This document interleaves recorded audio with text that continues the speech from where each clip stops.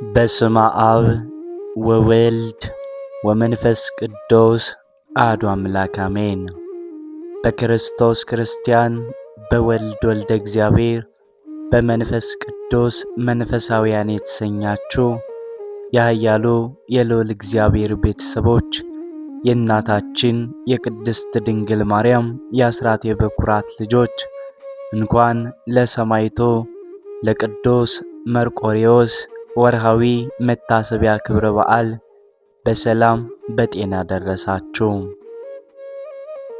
ዝክር ሚዲያችንን ሰብስክራይብ፣ ላይክ እንዲሁም ሼር በማድረግ አገልግሎታችን እንድታበረታቱ እንዲሁም በየዕለቱ የምንለቅላችሁን የቤተ ክርስቲያናችን የቅዱሳን ገድላት፣ ድርሳናት እንዲሁም ስንክሳር ወደ እናንተ በዚህ ሰዓት እናስተላልፍላችኋለንና የቅዱሳኑን ገድላቸውን በማዳመጥ ከቃል ኪዳናቸው፣ ከጸሎታቸው፣ ከምልጃቸው ረድኤታቸውን በረከታቸውን እንድናገኝ ስንል በትህትና ቃል መልእክታችንን እናስተላልፋለን።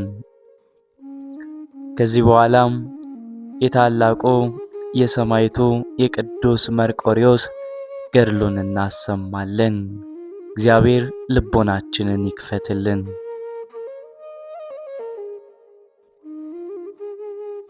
ሮሜ በምትባል ሀገር ስሙ ኖህ ከተባለ እጅግ የከበረ መስፍን አባቱና ታቦት ከምትባል እናቱ ተወልዶ ከዚህ ኃላፊ ጠፊ ዓለም ሹመት ሽልማት ይልቅ የማያልፈውን የማይጠፋውን መንግስትና ሹመት የመረጠ፣ በዚያ ክርስቲያኖች በታጡበት ዘመን፣ አብያተ ክርስቲያናት በተዘጉበት፣ ቅዱሳት መጻሕፍት በተመዘበሩበት ዘመን ካላውያን ነገሥታት ጋር ፊት ለፊት ተከራክሮ የክርስቶስን ሃይማኖት በዓለም ላይ ያስተማረ የታላቁ ሰማዕት የቅዱስ መርቆሬዎስ መጽሐፈ ገድል ወተአምር ነው።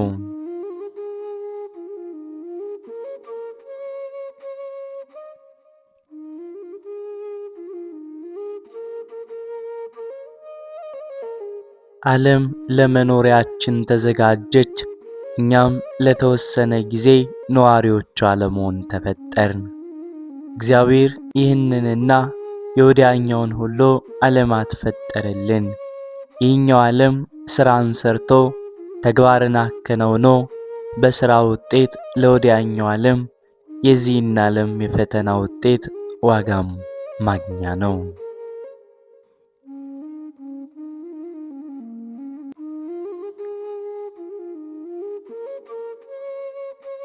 ሥራም በሁለት ይከፈላል።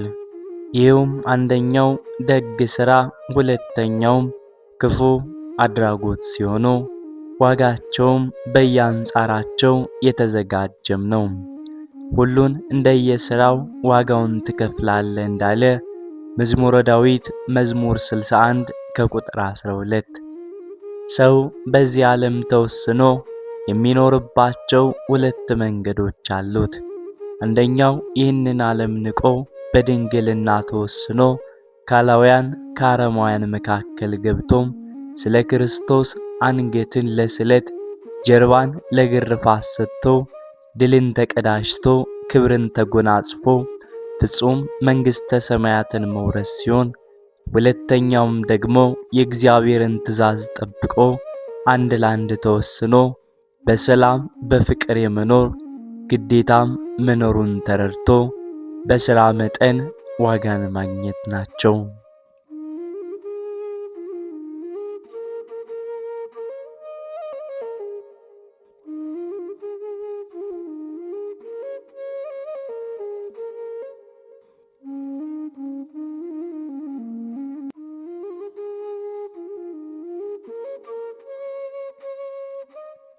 ቅዱስ ጳውሎስ እንደኔ ቢሆን ሰው ሁሉ ድንግልናውን ጠብቆ በድንግልና ቢኖር እወዳለሁ። ደግሞ ዘር ለማትረፍ ወንድ በአንድ ሴት፣ ሴት በአንድ ሴት ወንድ ጸንተው በሕግ ተወስነው ቢኖሩም እፈቅዳለሁ ብሏል።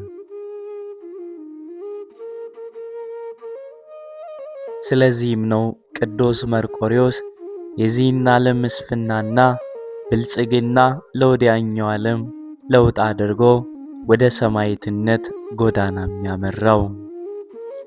ጌታችን አምላካችን መድኃኒታችን ኢየሱስ ክርስቶስ ሴት ከወለደችው ወንድ ሁሉ ዮሐንስን በመንግሥተ ሰማያት የሚተካከለው የለም ብሎም እንደተናገረ ቅዱስ መርቆሬዎስንም በሰማዕትነት ዓለም የሚወዳደረው እንደሌለ ጌታችን መድኃኒታችን ኢየሱስ ክርስቶስ መስክሮለታል።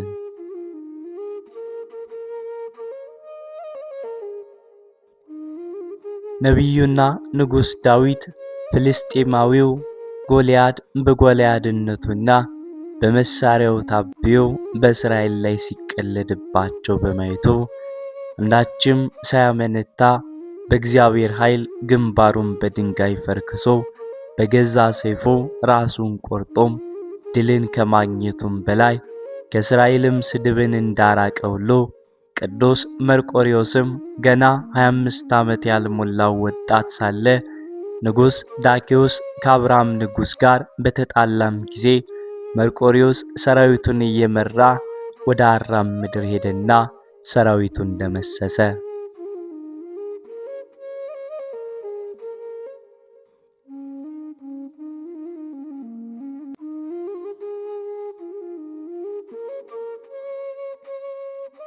የእግዚአብሔር መልአክ ለመርቆሬዎስ በሕልሙ ሰይፉን ይዞ እየታየው እግዚአብሔር ኃይልንና ድልን እንደሰጠው እየነገረው ከአራም ሰራዊት ብዙዎችን ማረከም ገደለም።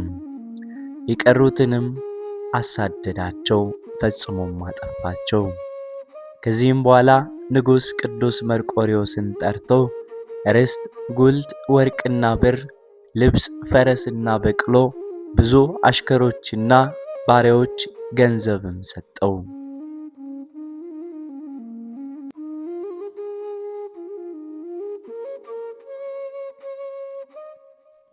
በአማካሪዎቹና በመኳንንቱም ላይ በመሳፍንቱና በመንግስቱ ላይ ሾመው። ሁሉም የመርቆሬዎስን ቃል እንዲያከብሩም አዘዘ። ከዚህም በኋላ ዳክዮስና ኦልያኖስ በግዛታችን ውስጥ እስከ ዓለም ዳርቻም ድረስ ትእዛዛችን ይፈጸሙም ዘንድ ሁሉንም አዘዝ። አምላኮቻችንም የእውነት አምላኮች ናቸው፣ ታላቁን መንግስታችንን ጠብቀውናልና በጦርነትም ጊዜ ኃይልን ሰጥተውናልና መልካም ፈቃዳቸው በእኛ ላይ ታየ፣ ብርታትን ሰጡን። ከሁሉም የምድር ነገሥታት በላይ ከፍ ከፍ አደረጉን። ይህ ብቻም አይደለም፣ የእህል በረከትን ምግብንና ገንዘብን ሰጡን እንጂ እነርሱ መልካሙን ሁሉ ያደርጉልን ዘንድ ከእነርሱ ዘንድ ሁሉን ከጠየቅ መልካም ሁሉ ያደርጉልናልና ዓለሙን ሁሉም ያጸኑልናልና።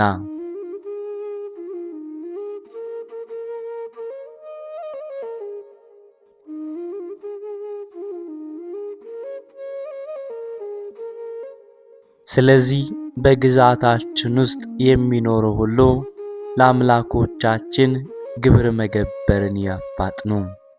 በመፍራትና በመንቀጥቀጥ ፈጽሞ በመገዛትና በማክበር ይገዙላቸው። ትእዛዛችን የተቀበለ በእኛ ዘንድ ታላቅ ክብርንና ብዙ ገንዘብን ያገኛል። ትእዛዛችን ያልተቀበሉ ነገራችንን ያልሰሙ ግን ይህንን መጽሐፍ አዋጅ እንደተናገረው በእስር ቤት ብዙ ስቃይ ያገኛቸዋል። ከዚህ በኋላ ከክፉ አገዳደልና በመራራም አሟሟት በሰይፍ ይገደላሉ።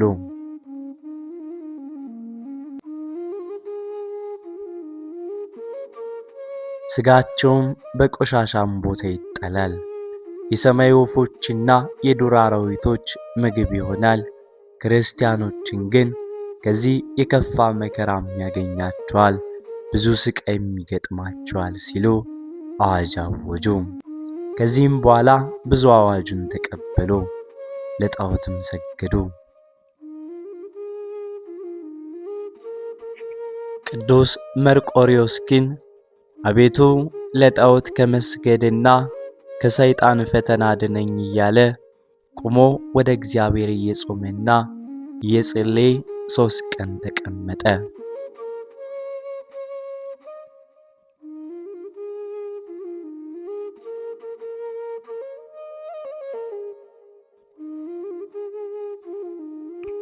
ከዚህም በኋላ ፍርሃቱም ተወገደለት።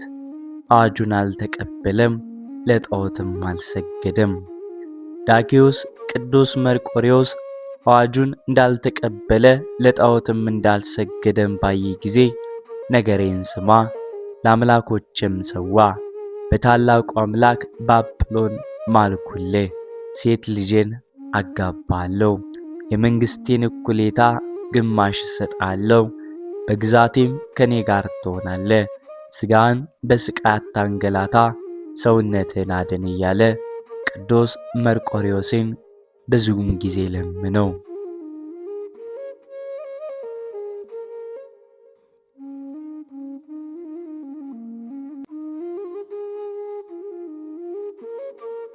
ቅዱስ መርቆሬዎስ ግን ንጉሥ ሆይ የሰጠኝ ሀብት ወደ አንተ ይመለስ፣ ለእርሱ ፍቅር የለኝም። ንጉሥ ሆይ ስማ ልንገርህ፣ አጵሎን አምላክህ ራሱን ማዳን የማይችል ድንጋይ ግዑዝ ፍጥረት ነው። እርዳኝ ባልከው ጊዜ አይረዳህም። እኔ አላውቀውም፣ አልሰግድለትም። እኔ የማመልክበት አምላኬ መድኃኒቴ ኢየሱስ ክርስቶስ ነው። ስለ ስሙም እሞታለሁ። መልአኩን ልኮም ያዳነኝ፣ ያጸናኝ፣ የረዳኝ እርሱ ጌታ ኢየሱስ ክርስቶስ ነው ብሎ መሰከረለት። ለዛ ንጉሥም እንደዚህ ብሎ አለው፣ ዳግመኛም እንሆ የምትለውን አልሻም። ከእናቴ ማኅፀን ጀምሮ ራቁቴን ተወለድኩ፣ ራቁቴን እሄዳለሁ። ነገር ግን እግዚአብሔር የብርሃን ልብስ ያለብሰኛል፣ ያንተን ብላሽ የሆነ ያለም ጌጥ ናኩት፣ ጣልኩት።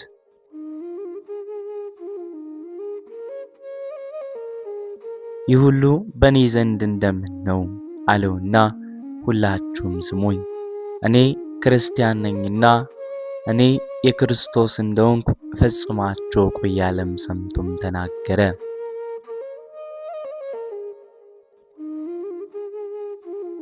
ከዚህም በኋላ የእግዚአብሔር መንፈስ እጥፍ ድርብ ሆኖም አደረበት።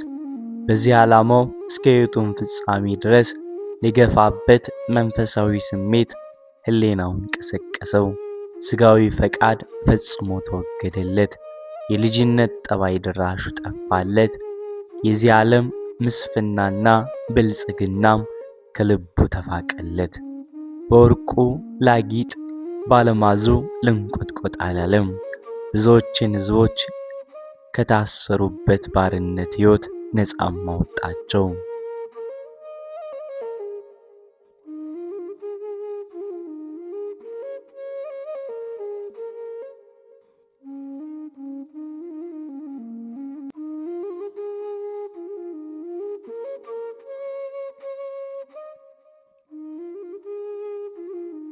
ዳኪዎስ ፈጽሞም ተቆጣ። መርቆሬዎስ የተከበሩ አምላኮቻችን ሰደበ፣ ትእዛዛችንም አቃለለ፣ የተከበረ መጽሐፋችንንም አልተቀበለም አለ። ስለዚህ በእርሱ መንገድ የሚሄደውን ሁሉ ታላቅ ቅጣት ይጠብቀው ዘንድ በከባድ ስቃይ አሰቃዩት፣ በጋለ ብረት ሰውነቱን አቃጠሉት፣ ደበደቡት ሲል አዘዘ። ጭፍሮቹም እንደታዘዙት አድርገው ሲመለሱ የእግዚአብሔር መልአክ መላ ሰውነቱን በእጁም ዳሰሰው፣ ቁስሉንም አዳነው። ምንም እንዳልነበረበት ሕያው አድርጎ አስነሳውና ተነስቶ እግዚአብሔርን አመሰገነ። ጭፍሮችንም እኛም በአምላካችን ቅዱስ መርቆሬዎስ አምነናል በማለት ወደ ነገሥታቱ በአደባባይ ቀርበው በሰማዕትነት እንዲሞቱም ተፈርዶባቸዋል። በዚህ ሁኔታ ቅዱስ መርቆሬዎስ ተጋድሎውን ቀጠለ። ቅዱስ መርቆሬዎስ ስቃዩን ሁሉ እየታገሰ ያላደረገው ታምራት በሰውነቱ ላይ ያልደረሰበት ስቃይ አልነበረም። በትንሹ እጁንና እግሩን ታስሮ በጨለማ ቤት ተግዟል። በፈረስ ጅራት ላይም ታስሮ በየአገሩም ተጎትቷል።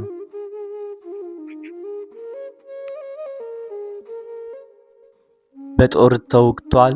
በእሳት ተቃጥሏል። በጋለ ብረት ሰውነቱም ተተኩሷል። በአንገቱ ላይ ድንጋይ ታስሮ ቁልቁል ተሰቅሏል። በሰይፍ ተቀልቷል። ደሙ እንደ ውሃ በምድር ላይ ፈሷል። ሌላም ለጆሮ የሚቀፍ ለዓይን የሚያስጸይፍ ሰውነትን የሚዘገንን ብዙ ስቃይ ደርሶበታል።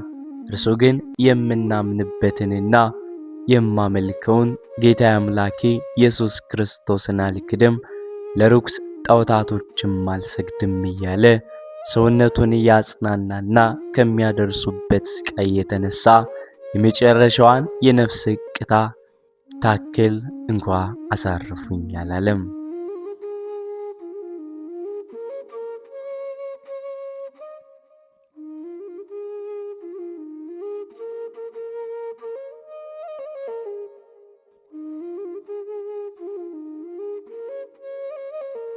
ከዚህም በኋላ ሲያሰቃየው የነበረው ንጉሥ ዳኪዎስ ትንሽ ዘመን ከቆየም በኋላ ታመመ። ሰውነቱም ትል ብቻ ሆነ። ምላሱም ከአፉም ወጥቶ በክፉ አሟሟት ሞተ። የአገሩ ሕዝብ ግን በክርስቶስ ስም አሳምኖ በስሙና በጸሎቱ የሚተማመኑበትን መታሰቢያውንም የሚያደርጉለትን ሁሉም እንዲምርለት ከጌታችን ከኢየሱስ ክርስቶስ ቃል ኪዳን ተቀብሎ አንገቱን ለሰይፍ ሰጥቶ ኅዳር 25 ቀን አርፎ የመጨረሻዋን የድል አክሊል ከፈጣሪው ዘንድ ተቀዳጅቷል።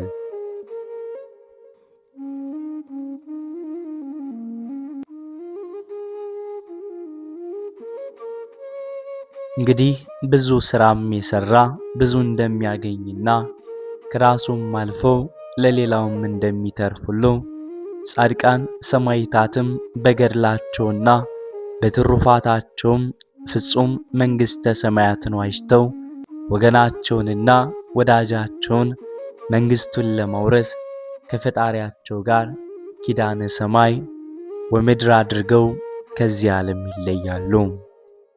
ይህንን ቃል ኪዳን መሠረት በማድረግ ጻድቃን ሰማዕታት ወዳጅም በማድረግ ለክርስቲያኖች አስፈላጊያችን ናቸው። ስለዚህ ይህንም ዜና ገድሉን ዝክረ ነገሩን የሚያዘክር መጽሐፍ የሚያደምጥ ሁሉ ከቅዱስ መርቆሬዎስ በረድኤቱ በበረከቱ በጸሎቱ ኃይል ይጎበኛል።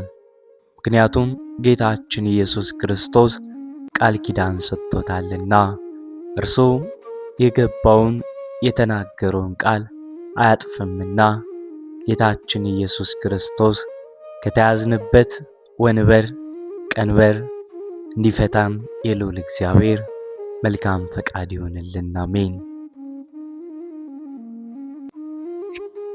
ከዚህ በመቀጠልም ጽድቅ ማለት ምን ማለት ነው?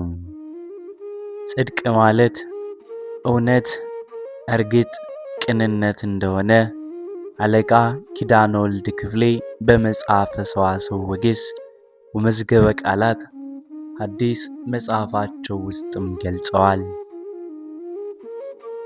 በመጽሐፍ ቅዱስ ላይ እንደተጻፈው ደግሞ ሰው በእግዚአብሔር ታምኖ በፊቱም ክብርና ሞገስ የሚያገኝለት በጎ ሥራ ጽድቅ ይባላል። መጽሐፍ አብርሃም በእግዚአብሔር አመነ ጽድቅም ሆኖ ተቆጠረለት የሚለው ተፈጸመ፣ እግዚአብሔርም ወዳጅ ተባለ። ሰው በሥራ እንደሚጸድቅ በእምነት ብቻም እንዳይለ ታያለ።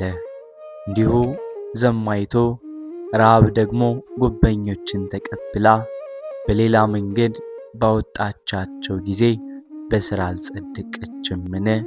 ከነፍስ የተለየ ሥጋ የሞተ እንደሆነ እንዲሁ ደግሞ ከሥራ የተለየ እምነት የሞተ ነው እንዲል።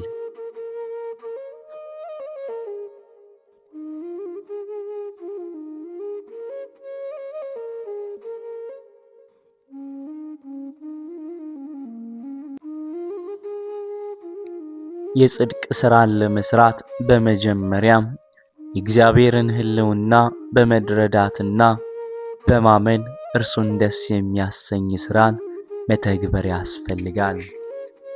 አብርሃም ፈጣሪውን ለማወቅ ሽቶ በሰማይና በምድር ያሉትን ፍጥረታት እንደመረመረ አምላኩ እግዚአብሔርን በማወቅ በእርሱም ታምኖ በጽድቅ እንደኖረ እንዲሁም እርሱን እስከ ማናገር የደረሰም ጻድቅ ሰው እንደነበር በመጽሐፍ ቅዱስ ተጽፎ እናገኘዋለን። ጻድቃን በሕይወት ዘመናቸው በሙሉ ለእግዚአብሔርም ታምነው በጽድቅ ሥራ ይኖራሉ። በመጽሐፈ ሄኖክ እንደተገለጸው በጎ ሥራን የሚፈጽሙም ሰዎች በመሆናቸው እስከ ሕልፈተ ሕይወታቸውም ድረስ ፈጣሪያቸውን ደስ የሚያሰኙ ናቸው።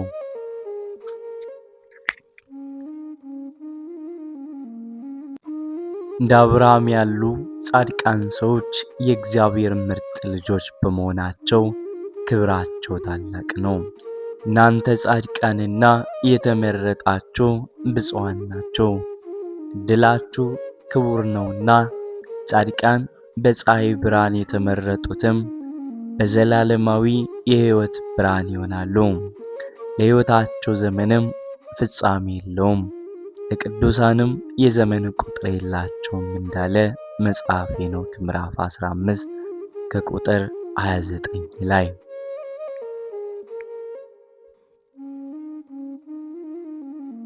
የጽድቅን ሥራ መስራት በደስታም ሆነ በመከራም ጊዜ መሆን አለበት። በየትኛውም የበጎ ሆነ የመከራ ዘመን ውስጥ ሆነን በእምነትና በሃይማኖታችን በመጽናት በጎ ሥራን ከመፈጸም ወደ ኋላ ማለት የለብንም። ጻድቃን በችግርም ሆነ በመከራ ጊዜ ስለ ጽድቅ ይተጋሉ፣ ይራባሉ፣ ይጠማሉ። ስለ ጽድቅ የሚራቡና የሚጠሙ ብፁዓን ናቸው ይጠግባሉና እንዲል። በዚህ ዓለም ብዙ የተፈተኑ ስቃይን የተቀበሉና ለሃይማኖታቸው መስዋዕትን የሚከፍሉ ጻድቃን መንግሥተ ሰማያትን ይወርሳሉ እንዳለ ማቴዎስ 5 ከቁጥር 6። ኃጥአን ግን በምድርና ጊዜያዊ ሆነው ሕይወት ተታለው ለሥጋዊ ተገዝተው የሚኖሩ በመሆናቸውና መብልና መጠጥ በማብዛታቸው ለጥፋት ይዳረጋሉ። ክፋትን እንጂ የጽድቅ ሥራን መተግበር ይሳናቸዋል። በጾም በጸሎት ከመትጋትም ይልቅ ሆዳቸውን ለመሙላት መብልን በማዘውተርና ቤተ ክርስቲያን ከመሄድም ይልቅ መዝናኛ ቦታዎችን በማጨናነቅ ያለ ልክ አልኮልን ጨምሮም በመጠጣት ያዘወትራሉ።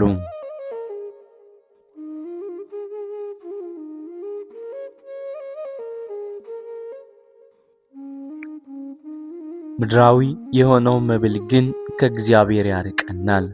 ምክንያቱም ሰማያዊ አባታችን የሚያኖረን በሰማይ ቤቱ ነውና ሰማያዊ ኅብስት ለመመገብ መብቃት አለብን። ይህንን ማግኘት የምንችለው በጽድቅ ሥራ ነው። ሁልጊዜም ቢሆን በጎ ማሰብና መስራት ያስፈልጋል። ጻድቁ አባት አቡነ ተክለ ሃይማኖት የሕይወታቸውን ሩቡን ዘመናቸውን እንደተራቡና እንደተጠሙ ገድላቸውም ይገልጻል። ጽድቅን የሚራቡና የሚጠሙ ያላቸውም ስለ ጽድቅ ብለው ከመብልና መጠጥ ራሳቸውን ገብተውና ፈጣሪያቸውን ለማግኘት የተራቡትንና የተጠሙትን እንደ አቡነ ተክለ ሃይማኖት፣ አቡነ ገብረ መንፈስ ቅዱስ፣ አቡነ አረጋዊ እንዲሁም ቅድስት አንስት ደግሞም ቅድስት ክርስቶስ ሰምራም ያሉ ጻድቃኖች ነው።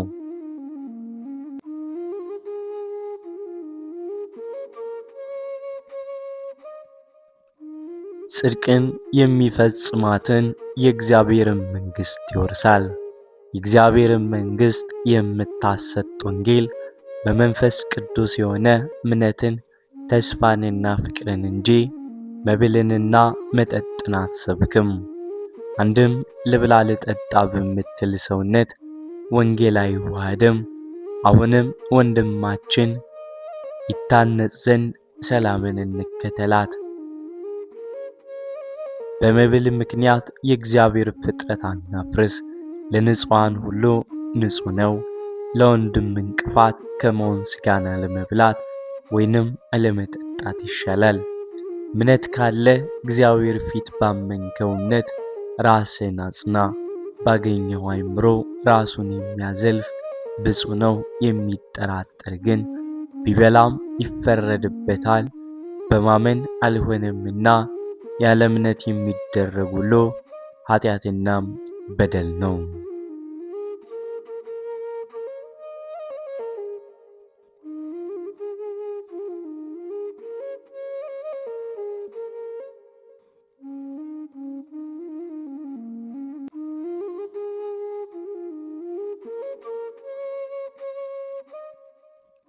ጻድቃን ከመራባቸውና ከመጠማታቸውም ባሻገር ምድራዊ ሕይወትን በመናቅ ይሰደዳሉ።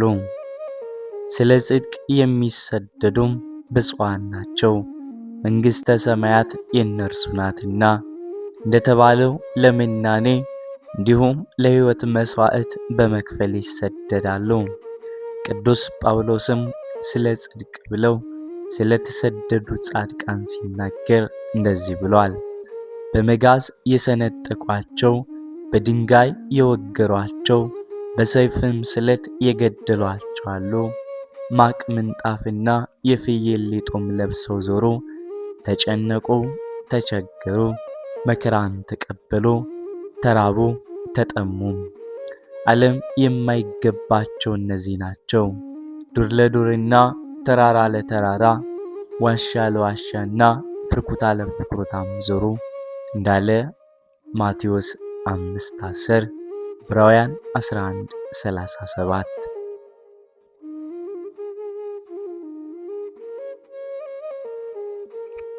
ቅዱስ ጳውሎስ ኢየሱስ ክርስቶስን በማምለክ ሊኖሩ የሚወዱም ሁሉ ይሰደዳሉ እንዳለ ስደት የክርስቲያኖች መገለጫ ነው። ጌታችንም በዓለም ሳላችሁ መከራ አለባችሁ፣ ነገር ግን አይዟችሁ እኔ ዓለምን አሸንፌዋለሁ ብሎ አስተማረን። ምንም እንኳን ክርስቲያኖች በተለያየ መንገድ ቢሰደዱም ምክንያታቸው ግን የሁሉም አንድ ነው። ያም ስለ ጽድቅ ይሰደዳሉ። አንዳንዶች በአካል ሲሰደዱ፣ ሌሎች በሕሊናም ይሰደዳሉ።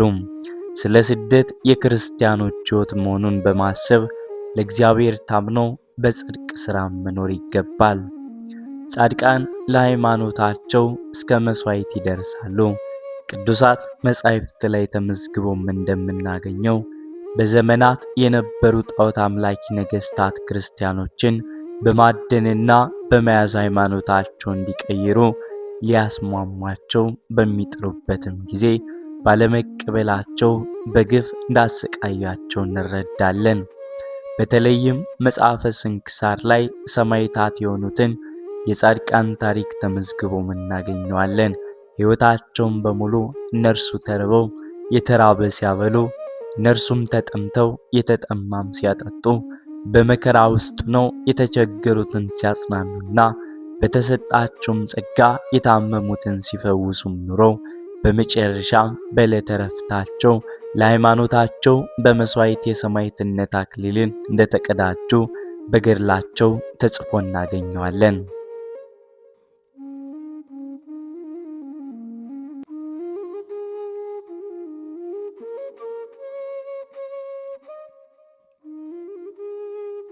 እንደ ሰማዕቱ ቅዱስ ጊዮርጊስ፣ ቅዱስ እስጢፋኖስ፣ ሰማዕቱ ቅዱስ ሕፃኑ ቂርቆስና እናቱ ቅድስት ኢየሉጣ፣ ቅድስት አርሴማና ሌሎች በርካታ የእግዚአብሔር ምርጥ ልጆች ፈጣሪያቸውን የሚያስደስት ሥራን ሰርተው የክብርን ሞት የሞቱ እንዲሁም ከሥራቸው አልፈው ለሌሎች ድኅነት የሆኑ ብፁዓን ናቸው።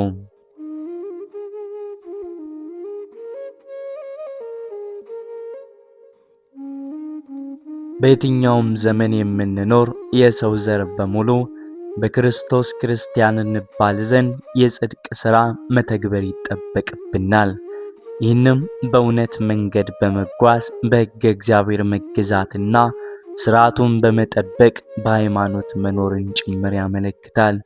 በጽድቅ ስላለመኖር በትዕግሥት የችግርና መከራም ጊዜ ማሳለፍ ያስፈልጋል። አሁንም ካለንበትም መከራና ስቃይ ለመውጣትና ፈተናችን ለመወጣት በስጋት የሚሆነውን ከመጠበቅ ይልቅ ያንዳንዳችን በቀሪ ሕይወት ዘመናችን በጎ ሥራን አብዝተን መተግበር የተሻለ ነው። ዓለማችን እንዲህ በጦርነት በመከራና በቸነፈር በተጨነቀችበት ዘመን ወደ እግዚአብሔር የበለጠ በመጠጋት በጽድቅ ልንኖር ይገባል። ምክንያቱም ምድር ለጻድቃንም ሆነ ለኃጥአንም ዕድላችን አንድ ጊዜ በመሆኑም ሁላችንም እንደ ሥራችን ፍርድን እስክናገኝ ድረስ የጽድቅን ሥራ መስራት ያስፈልጋል። በአሁን ጊዜ ቤተ ክርስቲያን ፈተና ላይ በመሆኗ እንዲሁም ልጆቿ በስደትና መከራ ውስጥ ናቸው። ብዙዎችም ሃይማኖታቸውን ላለመቀየር አንገታቸውን ለሰይፍ ሰጥተዋል። በሰውነታቸውና ቤት ንብረታቸውም በእሳት ተቃጥሎባቸዋል። ሌሎች ደግሞ በስደት በስቃይና በእንግልት ከርመው ለሕልፈተ ሕይወት ተዳርገዋል። አንዳንዶች ግን ይህንን ሁሉም መከራም አልፈው አሁንም በሕይወት ይገኛሉ። ጌታችን መድኃኒታችን ኢየሱስ ክርስቶስም እንደተናገረው ስለ ጽድቅ የሚሰደዱ ብፁዓን ናቸው፣ መንግሥተ ሰማያት የእነርሱ ናትና። ወደፊትም ለሃይማኖታቸው ይሳደዳሉ፣ ይራባሉ፣ ይጠማሉ። ይህ የክርስቲያናዊነት መገለጫም በመሆኑ ዛሬም ነገም እስከ ዕለተ ሞታችን ድረስ የሚቀጥል በመሆኑ ሳንሰለችና ሳንማረር የጽድቅን ሥራችን መቼም ቢሆን ማቆም የለብንም። ችግር፣ መከራ እንዲሁም ስቃይን ተቋቁመን ልንኖር ይገባል። ጽድቅንም እንድንሰራ የልዑል እግዚአብሔር መልካም ፈቃድ ይሁንልን። የጻድቃን፣ የሰማዕታት፣ የደናግል፣ የመነኮሳት በረከታቸው፣ ረድኤታቸው፣ ምልጃቸው፣ ልመናቸው አይለየን። አሜን። ወስብሐት